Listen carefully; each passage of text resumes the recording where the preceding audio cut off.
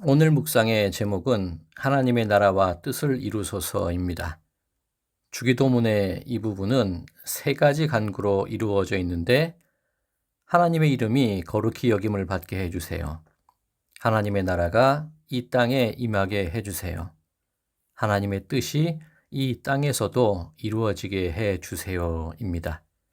이름이 거룩히 여김을 받으시오며 이것을 조금 쉽게 이해해 보자면 사람들이 하나님의 이름을 거룩하다고 여기게 해주세요 라고 할 수도 있습니다. 또는 하나님 당신의 이름이 이 땅에서 거룩히 여김을 받으실 수 있도록 하나님이 힘 좀 써주세요. 이렇게 이해할 수도 있습니다. 자, 그렇다면 바꾸어 생각해 보면 지금 이 세상에서 하나님의 이름이 거룩하게 여겨지고 있지 않다는 의미가 되기도 합니다. 유대인들은 이방 민족들로부터 많은 침략을 당하며 살았습니다. 애굽과 블레셋을 비롯해서 아수르, 바벨론, 그리스, 페르시아, 로마, 거듭되는 침략으로 인해 그들의 지배를 당하며 살았던 것이 이스라엘의 역사입니다. 당시의 전쟁은 자기들이 섬기는 신의 이름으로 행해졌습니다. 전쟁의 승패는 곧 신의 승패로 이해되기도 했습니다. 이스라엘이 에베네셀에 진을 치고 블레셋과 전쟁을 할 때에 유대인들은 싸움에서 이기고 싶은 욕심 때문에 자기들 마음대로 언약궤를 전쟁터로 가지고 오게 됩니다. 그 모습을 지켜보던 블레셋 군사들은 사기를 잃고 두려워했겠지요. 그런데 결과는 이스라엘의 패배로 끝이 났습니다. 그리고 언약궤는 블레셋에 빼앗기고 말았죠. 그러면 블레셋이 섬기던 다곤 신에게 하나님이 패배하신 걸까요? 언약궤를 전리품처럼 대했던 블레셋 사람들이 다곤 신전 앞에 언약궤를 놓아두었습니다. 그런데 아침에 가보니 다곤 신상이 언약궤 앞에 엎드려져 있는 것을 발견합니다. 다시 신상을 세워놓았지만 다음날 아침 다곤 신상이 언약궤 앞에서 깨뜨려져 있는 것을 또 발견하게 됩니다.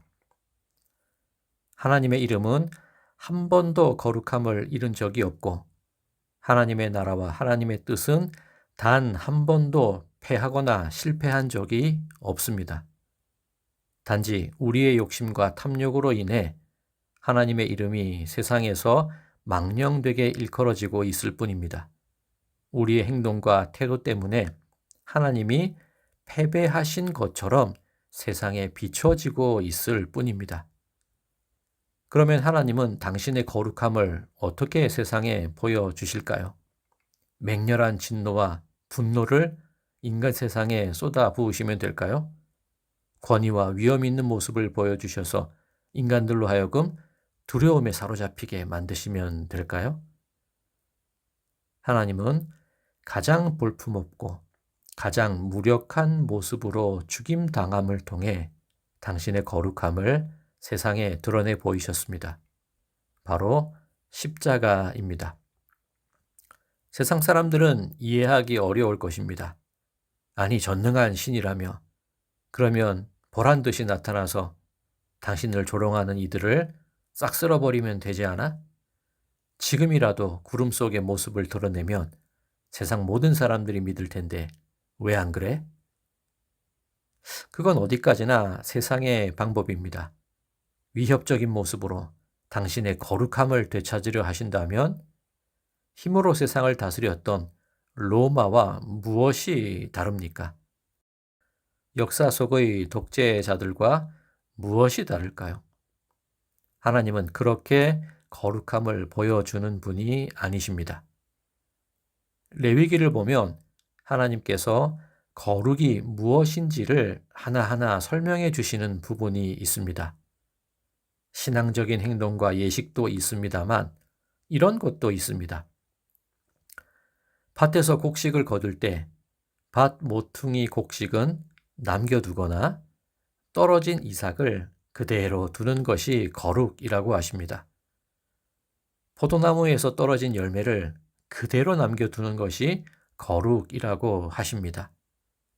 가난한 이들과 나그네들이 먹을 수 있게 하라는 그런 말씀이죠. 청각장애인 앞에서 그들이 못 듣는다고 흉을 보지 말고 시각장애인 앞에 장애물을 놓아두지 않는 것. 그것이 하나님을 경외하는 길이요. 그것이 거룩한 삶이라고 말씀하십니다. 마치 아버지를 기다리며 따뜻한 밥 한 공기를 덜어 아랫목 이불 속에 고이 놓아두듯이 폭력과 분쟁과 미움과 다툼이 가득한 세상 속에 하나님의 마음을 고이 담아서 그렇게 세상을 살아내는 것, 그것도 거룩이라고 말씀하십니다. 그것이 십자가의 길이요, 그것이 날마다 죽는 삶일 것입니다. 그렇게 살아가는 곳이 하나님 나라이고 그렇게 살아내는 모습이 뜻이 땅에서도 이루어지는 것입니다. 사순절 20번째 날입니다. 행여 내 행동과 말과 습관으로 인해 하나님 이름의 거룩함이 훼손되고 있지는 않은지 돌아보아야겠습니다. 그리고 따뜻한 밥 한 공기 덜어놓듯 그렇게 거룩하게 하나님의 뜻으로 살아가는 하나님 나라의 거룩한 백성이 되시기를 간절히 소망합니다.